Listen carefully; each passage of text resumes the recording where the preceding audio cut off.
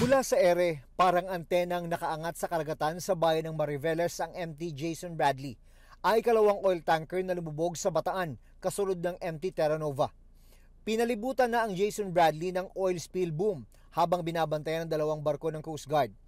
Dahil nakapagdiskarga na ito bago lumubog, 5,500 liters ng diesel na lang ang karga nito para makatakbo. Hindi rin ganun katindi ang epekto ng diesel kumpara sa industrial oil ayon sa Coast Guard.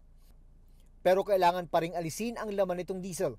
It will take around 2 weeks for the salvage operations to be completed for this second vessel.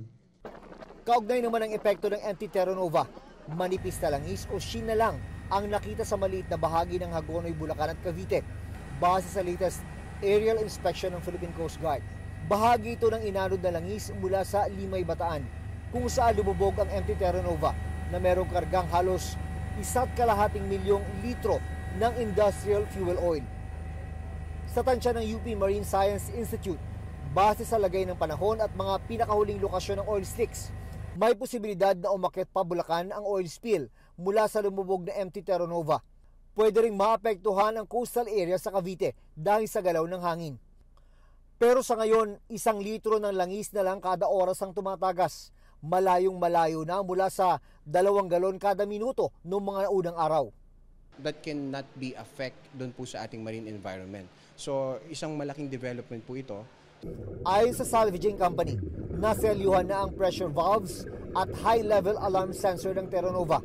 Inaasahang bukas ang simula ng siphoning o paghigop sa langis ng MT Terra Nova. 300,000 liters ang kailangan mahigop para lumutang ito mula sa pinaglubugan na nasa 34 meters ang lalim.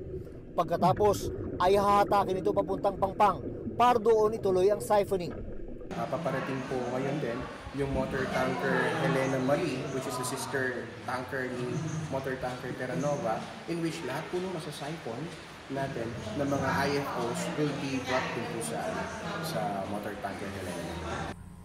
Patuloy ang pagbuga ng water cannon sa nakikitang langis habang tigil muna ang pag-spray ng oil dispersant na hindi epektibo kaya kailangang palitan ng ibang klase.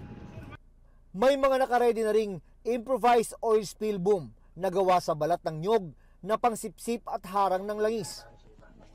Sa ngayon ay wala pang namamonitor na langis sa baybayin ng Bataan.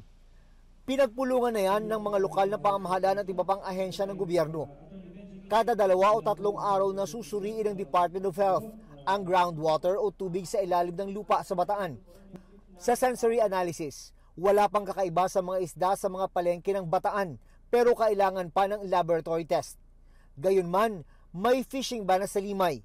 Gayon din sa Bulacan, lalo't may na-videohan na ring oil slick ang grupong Greenpeace.